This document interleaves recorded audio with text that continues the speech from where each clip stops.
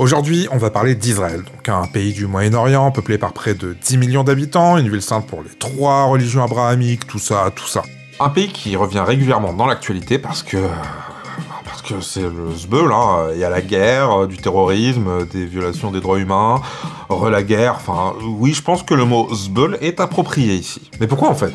Ça vient d'où tout ça? Genre, il y avait tout un tas de pays sous mandat britannique ou français au Moyen-Orient, et du jour au lendemain, Israël. Du coup, comment et pourquoi on a créé ce pays qui, dès le lendemain de sa création, était en guerre, et surtout, comment on en est arrivé là?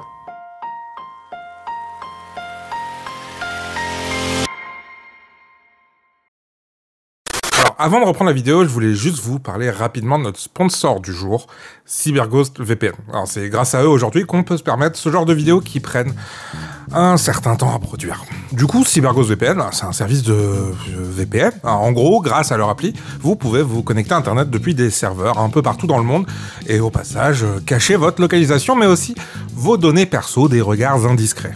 Il y a juste à appuyer sur le gros bouton et boum, vous êtes aux États-Unis. Parce que pourquoi pas. Et en bonus, vous aurez accès à plus d'une quarantaine de plateformes, genre Netflix, Prime et tout un tas d'autres. Le tout sans que qui que ce soit ne vienne mettre le nez dans votre activité en ligne. L'appli est dispo sur un gros paquet de plateformes, de votre PC à votre Chromecast en passant par la Play, et utilisable sur 7 appareils en même temps. Donc il y a potentiellement moyen de faire tourner. Je dis ça, je dis rien. Si vous jetez un coup d'œil au lien dans la description, vous aurez droit à 83% de remise, ça fait grosso modo 2 € par mois, avec 4 mois bonus offerts, et si jamais vous voulez juste essayer, vous avez droit à 45 jours d'essai satisfait ou remboursé. L'appli est archi bien notée sur Trustpilot et a des millions d'utilisateurs à travers le monde. Et puis, comme j'ai dit, il y a moyen de juste essayer pour voir par vous-même. Du coup, encore merci à CyberGhost VPN pour ce sponsor qui, encore une fois, nous permet de réaliser ce genre de vidéos un peu compliquées. Avant d'expliquer la situation actuelle, on va d'abord expliquer comment est né le pays. Et pour ça, on va devoir partir du 19e siècle. Une fois n'est pas coutume, c'est la grande période du nationalisme. Tout le monde veut son pays unifié autour de sa culture. C'est aussi le cas pour les Juifs d'Europe. Vu qu'ils ont résisté à la christianisation du continent en gardant leur religion et leur culture, ils sont régulièrement mis à part, voire persécutés tout au long du Moyen-Âge. Dès qu'il y a un problème, ça va être de leur faute, parce qu'ils sont pas comme nous, machin là. Genre, des gens tombent malades, c'est sûrement que les Juifs ont empoisonné l'eau du puits. Ce genre de conneries. Et ça va continuer sur plusieurs siècles. Genre en France, en 1886, sort le bouquin « La France juive », un pamphlet antisémite de plus de 1000 pages, d'abord publié dans le Figaro. Et dedans, on trouve tous les classiques. Les Juifs tirent les ficelles de la politique, ils contrôlent les finances, en plus c'est eux qui ont tué Jésus, vraiment la totale. D'ailleurs, truc intéressant, ce bouquin a continué d'être réédité tout au long du XXe et du XXIe siècle. La dernière édition, elle date de 2012, par la maison d'édition d'Alain Soral. Zéro surprise, c'est toujours les mêmes suspects dans ce genre d'affaires. Et il y a eu des spin-offs aussi. Dans les années qui suivent, on va voir sortir la Russie juive, l'Algérie juive, l'Autriche juive ou encore l'Angleterre juive. Les mecs voient un complot juif partout. Et c'est directement le résultat du nationalisme de l'époque. On veut une nation unie autour d'un peuple et d'une culture. Et s'il y a des problèmes, c'est la faute des autres, qu'ils soient dehors ou chez nous. Et les personnes juives vont directement prendre la tête de cette catégorie des autres, vu qu'ils étaient déjà ostracisés depuis plusieurs siècles. Pendant toute la deuxième moitié du 19e siècle, on voit se produire des pogroms à travers toute l'Europe, mais surtout en Russie. Et pogrom en russe, justement, ça veut dire détruire. Et ça se traduit tout simplement par le passage à tabac, voire le massacre de gens spécifiquement parce qu'ils sont juifs. Tout simplement. Il y a même un concept qui va émerger autour de cet antisémitisme, la question juive, qui est aussi le nom d'un bouquin allemand sorti en 1840. Et cette question, c'est est-ce qu'on peut vraiment intégrer les juifs dans notre société et notre culture? Ça vous donne un peu l'état d'esprit du continent à cette période. Concrètement, il fait pas bon y être juif. Mais ce nationalisme-là, plusieurs penseurs juifs allemands vont aussi s'en emparer autour du concept de sionisme. Sionisme pour Sion, pas la ville en Suisse, c'est un terme biblique autant utilisé pour la ville de Jérusalem que la terre d'Israël en elle-même. Mais c'est quoi Israël en fait? À cette époque, le pays n'existe pas encore. Du coup, pourquoi ils veulent y retourner? Alors, pour la faire courte et simple, c'est un royaume antique, mais dans la religion juive, c'est aussi et surtout la terre qui a été promise au peuple juif par Dieu. Et vu qu'au fil des différentes invasions depuis le 1er siècle avant notre ère, le peuple juif s'est retrouvé dispersé un peu partout en Europe, en Afrique et en Asie, cette idée de terre promise par Dieu, elle a persisté. Si en plus tu rajoutes des siècles de persécution pour refus de se convertir au christianisme ou à l'islam en fonction des régions, et que tu mélanges ça au nationalisme qui puise dans un passé glorieux pour revendiquer une terre qui serait historiquement liée à un peuple, et ça a l'air bien quoi. Et c'est dans ce contexte qu'on organise en 1897 le premier congrès sioniste à Bâle, en Suisse. Ce congrès marque aussi la création de l'Organisation sioniste mondiale, avec à sa tête des membres d'un peu partout en Europe. Et cette organisation sioniste fraîchement créée annonce ses objectifs dans la déclaration de Bâle. Parce qu'ils sont à Bâle, du coup. Cette déclaration, elle commence comme ça. Le sionisme vise à établir pour le peuple juif une patrie reconnue publiquement et légalement en Palestine. Et ça va passer par encourager des agriculteurs, artisans et marchands juifs à s'installer en Palestine, encourager les juifs du monde entier à s'organiser en groupes locaux ou nationaux, renforcer l'esprit communautaire des personnes juives, se préparer pour négocier avec des gouvernements pour l'obtention de terres. Pour résumer, ils ont le projet nationaliste classique d'unifier un peuple autour d'une terre, d'une culture et d'une langue. Sauf qu'ils n'ont pas encore la terre. Ni de langue en fait, parce que l'hébreu en 1897, c'est une langue morte uniquement utilisée dans des contextes religieux. Et c'est exactement ce qu'ils vont faire. J'ai cité plusieurs fois la Palestine, mais à cette époque, c'est encore un territoire de l'Empire ottoman. Et si le plan, c'est d'installer les Juifs sur ce territoire considéré comme historique, faut pas oublier de préciser que même si la zone est à majorité musulmane depuis des siècles, il n'y a jamais arrêté d'avoir des Juifs et des chrétiens qui y vivent non plus. C'est pas une nouveauté dans la région. À la fin du 19e siècle, c'est près de 5% de la population palestinienne qui est juive. Et cette volonté de retour, elle existait avant. Il y avait même eu des mouvements incitant au retour à Israël 1 ou 2 siècles plus tôt. Mais c'était surtout des mouvements religieux qui n'ont pas trop été suivis. La vraie nouveauté ici, c'est le projet politique avec l'organisation qui va avec, la dimension nationaliste. Et ce projet, il est porté par un certain Theodor Herzl, fondateur de l'organisation sioniste. Et le Théo, c'est un homme de son temps. Il a assisté à la cérémonie de dégradation du capitaine Dreyfus, il voit et subit l'antisémitisme qui explose partout en Europe à cette époque, notamment en France avec l'affaire Dreyfus justement. Pour rappel, on est en 1894 et sur fond de tension entre la France et l'Allemagne, on accuse le capitaine Alfred Dreyfus d'avoir transmis des documents confidentiels à l'Empire allemand. Ça va déclencher une crise politique qui va durer 20 ans et une des principales charges contre le capitaine Dreyfus, c'est qu'il est juif. Bref, dans ce contexte, le Théo Herzl publie l'État des Juifs, un an avant le premier congrès sioniste, un livre qui fait état de l'antisémitisme en Europe et surtout met en avant le fait que peu importe où dans le monde, personne n'acceptera jamais les Juifs et il leur faut leur propre État pour avoir la paix. Faut comprendre que c'est un truc qui est vraiment à la base de ses motivations, le nationalisme du 19e siècle, et l'antisémitisme pan-européen. Le sionisme est le produit de l'antisémitisme. Il faut pas croire que c'est une idée qui prend de suite. Il y a énormément de juifs en Europe qui sont contre. À la base, le premier congrès sioniste devait avoir lieu à Munich, en Allemagne, sauf que les juifs de la ville étaient pas d'accord du tout. Du coup, ils ont délocalisé à Bâle. Mais Théo, il est sûr de son plan. À la sortie du congrès, il dira même « À Bâle, j'ai fondé l'État juif.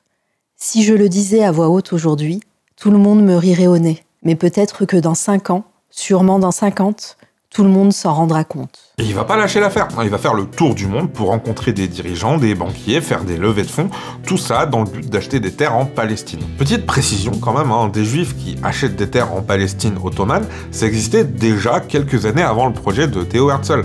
Mais le fait de le faire à l'ampleur prévue et de manière organisée au sein d'un projet de nation, c'était une nouveauté. Et grâce aux investissements de personnes juives d'un peu partout dans le monde, notamment des banquiers comme le baron de Rothschild, vous savez, celui des théories du complot antisémite là, Théo et son crew vont effectivement commencer à acheter des terres et y envoyer des juifs d'Europe, en priorité ceux d'Europe de l'Est qui subissent les manifestations d'antisémitisme les plus violentes à ce moment. On rappelle que le mot pogrom est russe, c'est pas pour rien. Et ça va bien prendre en vrai, à tel point que la population juive de Palestine va doubler, passant de 5 à 10%.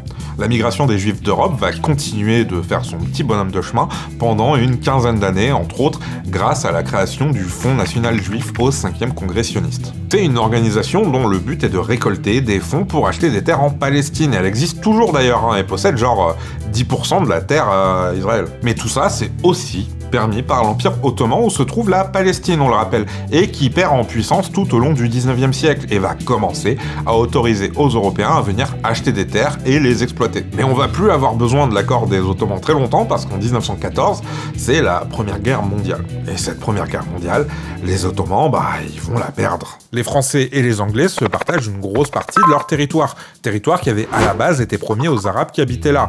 Arabes qui avaient aussi leur propre nationalisme et voulaient leur propre État. Mais apparemment, ils n'étaient pas encore prêts ou je sais pas quoi. Mais juste avant la fin de la guerre et la chute de l'Empire ottoman, les Britanniques avaient aussi négocié avec des Juifs d'Europe. Par anticipation de la défaite des Ottomans, les Français et les Britanniques avaient signé les accords de Sykes-Picot en 1916, où ils se partageaient en scred le territoire de l'Empire ottoman. Et un an plus tard, en 1917, le responsable de la diplomatie britannique, Arthur Balfour, envoie une lettre à Walter Rothschild, principal représentant de la commune juive au Royaume-Uni, à cette époque. C'est pas le même que tout à l'heure. L'autre, c'était Edmond.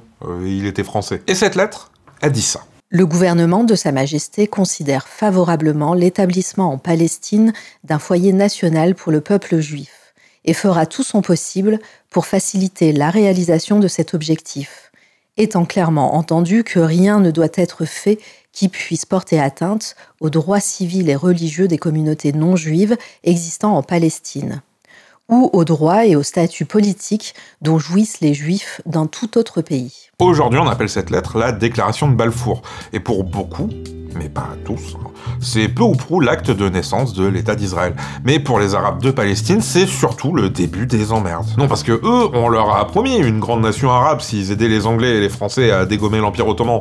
Et là, dans leur dos, la diplomatie britannique négocie les terres qu'on leur a promises pour un projet qui les inclut même pas. Parce que vous noterez que ça fait 5 pages de script que je parle et j'ai absolument pas mentionné ce qu'il adviendrait des Arabes musulmans ou chrétiens qui vivent là. Et c'est parce qu'ils sont vraiment pas inclus dans les plans de Théo Herzl. La prio pour les Juifs d'Europe, c'est de se tirer au plus vite avant que ça ne devienne vraiment critique pour eux. Et comme vous le savez sûrement déjà, ça a effectivement très mal tourné. Mais le projet, depuis la Première Guerre mondiale, c'était de créer 2 États.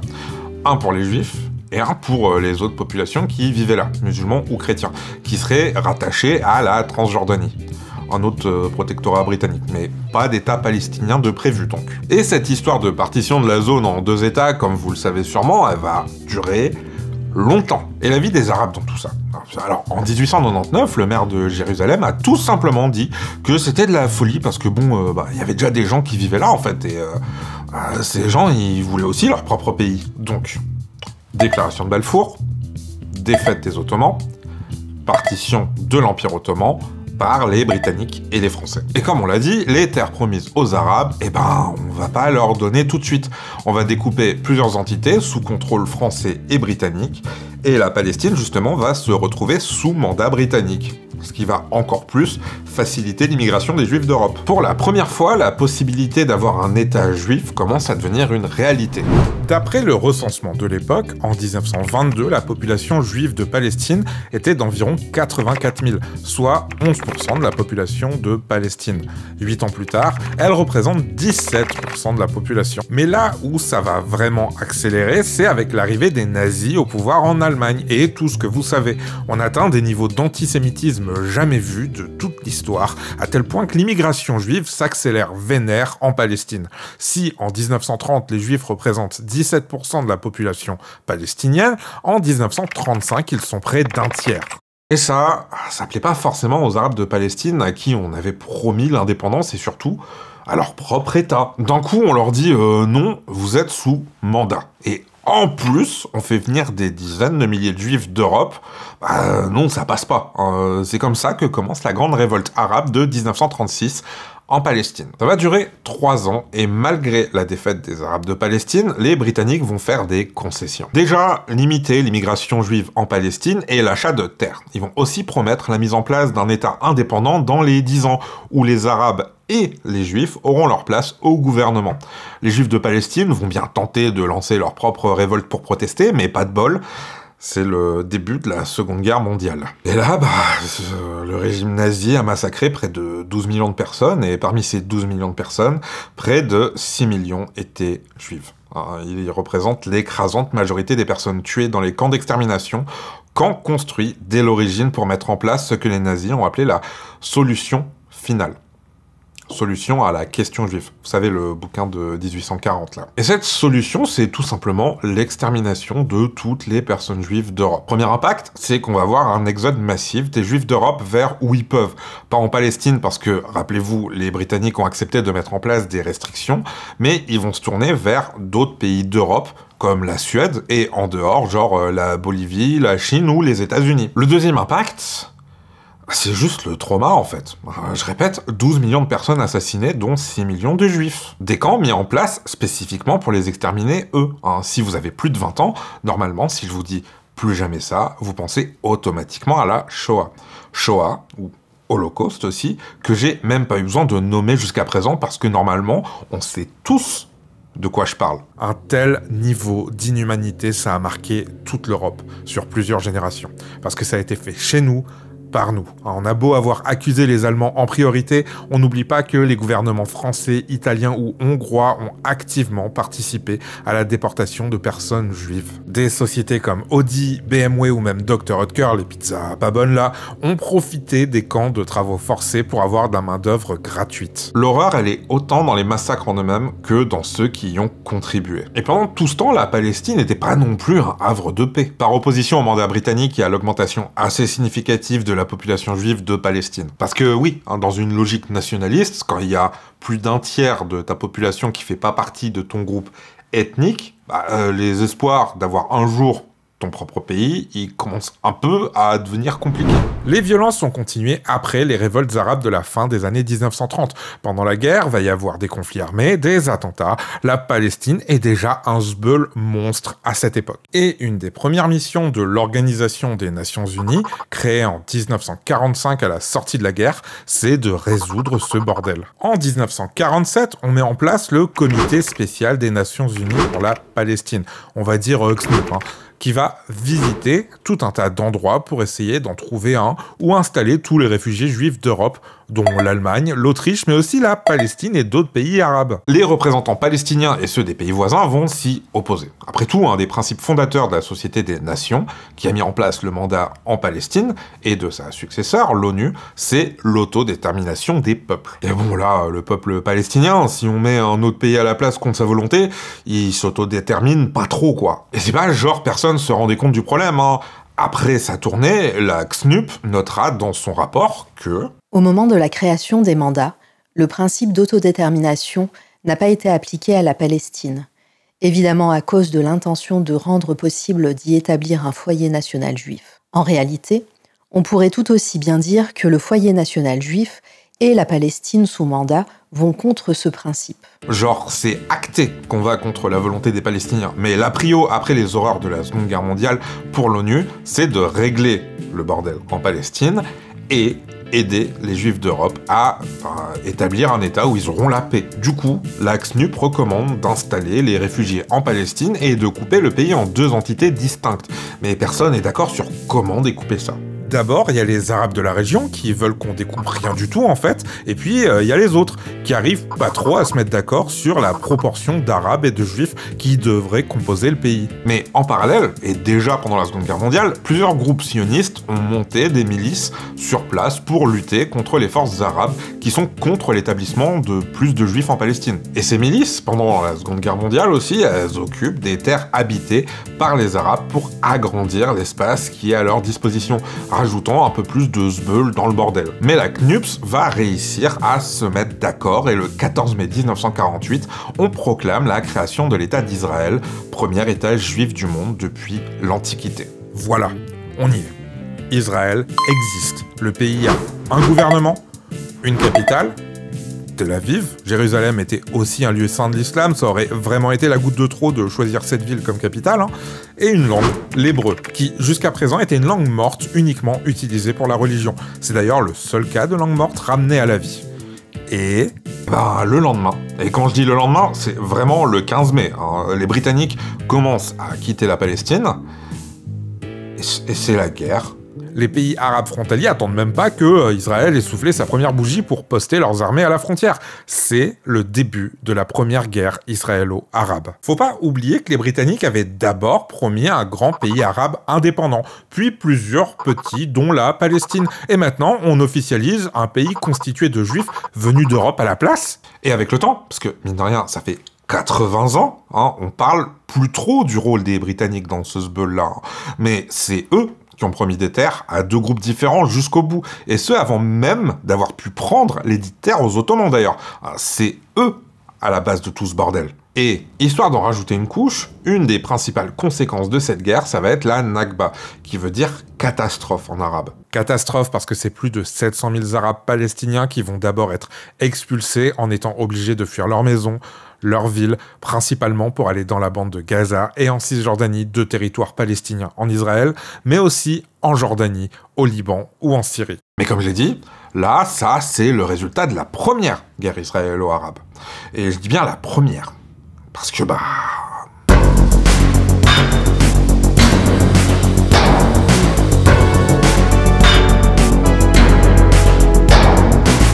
voilà, c'est fait. Ça a pris du temps, mais maintenant, vous avez toute la putain de genèse de l'État d'Israël. Maintenant, pourquoi on est encore dans cette situation aujourd'hui? Alors, il y a eu énormément de conflits, mais il y a aussi eu énormément de tentatives de réconciliation, majoritairement supervisées par des acteurs étrangers, et même très souvent, les États-Unis.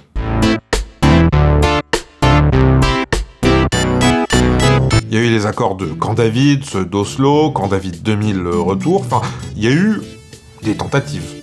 Mais 80 ans plus tard, rien n'a l'air d'avoir bougé. Au contraire, ça a même l'air pire. Il y a un détail qui a changé par contre, c'est les frontières d'Israël. À la fin de chaque conflit, le pays en a profité pour s'étendre. Et par s'étendre, j'entends gratter un peu plus de territoire aux Palestiniens. Alors, autant via les différents conflits qu'en établissant des colonies de peuplement en territoire palestinien, voire en prenant carrément leurs maisons à des Palestiniens pour les donner à des citoyens israéliens. Aujourd'hui, la situation est totalement différente. On n'est plus dans cette situation de pays balbutiant, refuge pour les juifs du monde entier. Israël, aujourd'hui, c'est 10 millions d'habitants, un pays doté de l'arme nucléaire, la 30e armée en termes de taille, devant des pays comme l'Italie ou le Royaume-Uni, un des meilleurs services de renseignement au monde, et un système de défense aérienne quasi impénétrable. Et un état d'apartheid.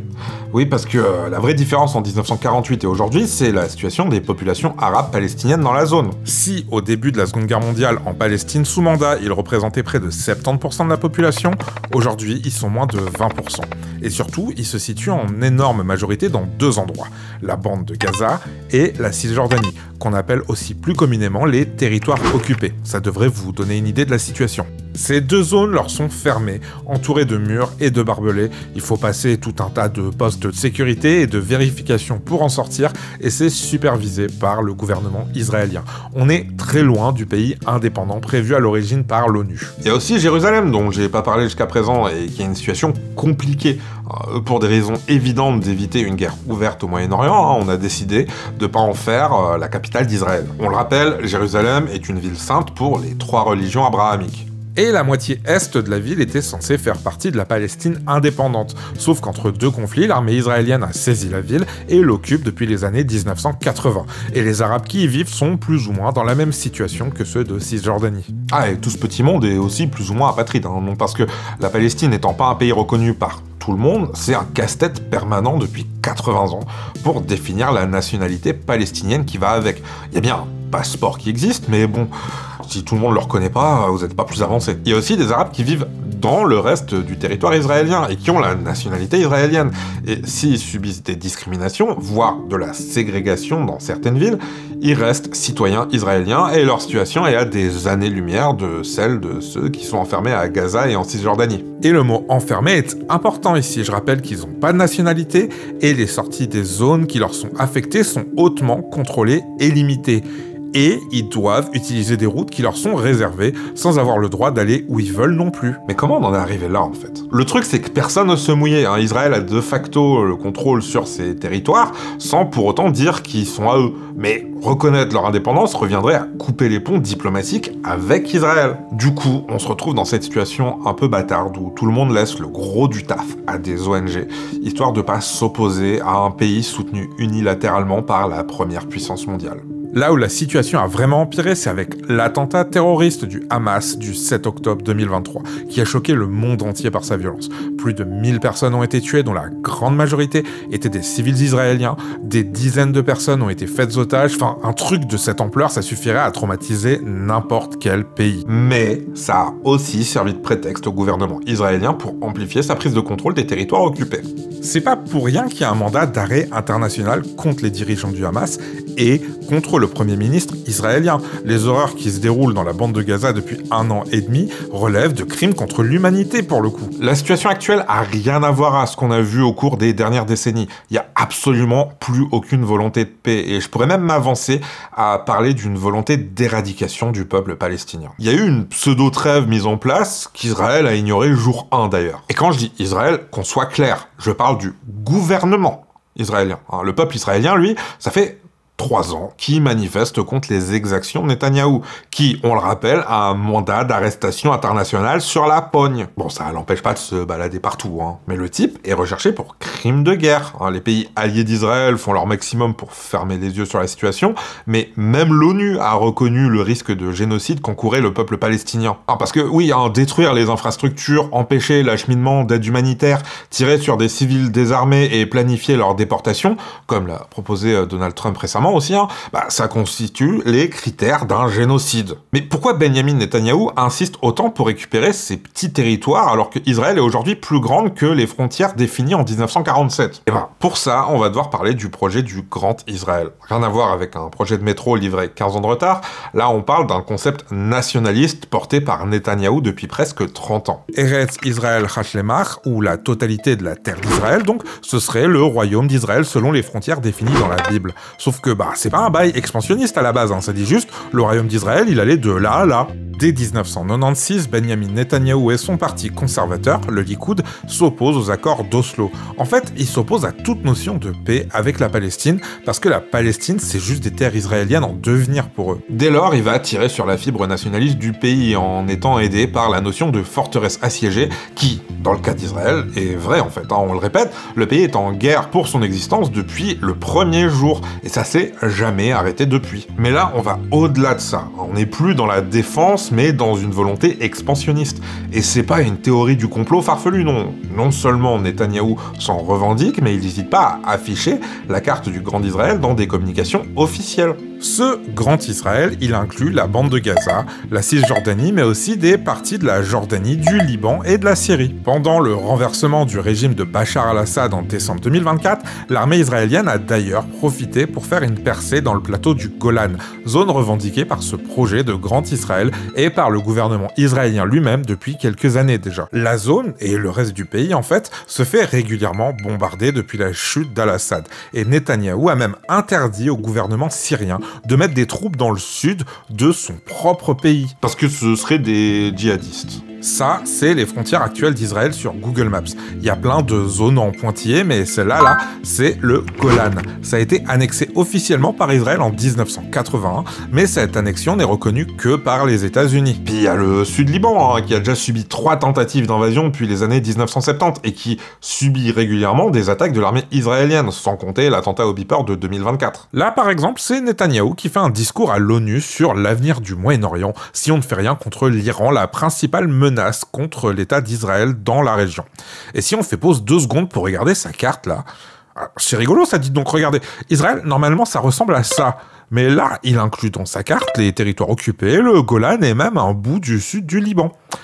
C'est un peu présomptueux, ça, Benjamin, non? Mais ça, c'était pas le plan des sionistes originels, qui voulaient juste un pays à eux pour qu'on arrête de leur taper sur la tronche. Et c'est pas forcément la volonté des Juifs d'Israël non plus. C'est pas une question d'appartenance culturelle ou religieuse ici. C'est du colonialisme pur et simple. Et vu les propos de Netanyahou à propos des Palestiniens de la bande de Gaza et de Cisjordanie, en plus des différentes incursions dans le sud du Liban et en Syrie, cette volonté d'étendre Israël est bien en vie. Si on rajoute à ça les intérêts économiques des États-Unis, l'allié principal d'Israël, avec un Donald Trump qui parle carrément de déporter les habitants de la bande de Gaza dans un pays africain non déterminé pour pouvoir transformer la zone en Riviera du Moyen-Orient, ça n'a pas fini d'être le sbeul. L'Israël d'aujourd'hui est à des années-lumière de celle de 1947. On est passé de plans d'urgence pour essayer de réparer les horreurs de la Seconde Guerre mondiale à une superpuissance mondiale dotée de l'arme nucléaire qui a à peu près tous les droits dans sa région sans que la communauté internationale n'applique la moindre sanction. Depuis qu'il est au pouvoir, Benjamin Netanyahou s'est opposé à toute proposition de paix avec la Palestine, a tout fait pour refuser le moindre cessez-le-feu, comme on a pu le voir dès le début de l'année 2025. Au moment où j'enregistre cette voix off, il a même parlé d'un projet de conquête totale de la bande de Gaza. Ça veut dire ce que ça veut dire. Si jusqu'au 7 octobre 2023, le Hamas représentait une réelle menace pour les citoyens israéliens, c'est toujours les Palestiniens de Gaza et de Cisjordanie qui ont subi les plus gros effets de cette situation d'apartheid. Et depuis ce 7 octobre 2023, on est rentré dans une nouvelle phase où le gouvernement israélien a l'air bien déterminé à s'étendre comme il l'entend dans les limites qui lui semblent légitimes au détriment des habitants des zones concernées. עזה חרבה לחלוטין, אגב, פשוט מכיוון שהיא כולה תשתית טרור אחת גדולה מעל ומתחת לפני הקרקע, פשוט חרבה לחלוטין, אמרתי עזרה. Bref, vu la direction que prennent les affaires internationales, c'est pas prêt de se calmer. Je vous mets le lien de la campagne de dons de l'UNICEF en dessous de la vidéo si vous voulez et pouvez contribuer à envoyer de l'aide sur place. Enfin, bref. Encore merci à CyberGhost VPN d'avoir sponsorisé cette vidéo. N'hésitez pas à jeter un coup d'œil au lien dans la description, lien qui vous donne accès à 83% de remise. L'appli est utilisable sur 7 appareils en simultané, le tout satisfait ou remboursé pendant 45 jours. Si vous voulez pas voir de pub ni de sponsor, vous pouvez toujours soutenir la chaîne sur Patreon. En plus, les vidéos sortent un jour en avance là-bas. Quoi qu'il en soit, merci d'avoir regardé et merci pour votre soutien.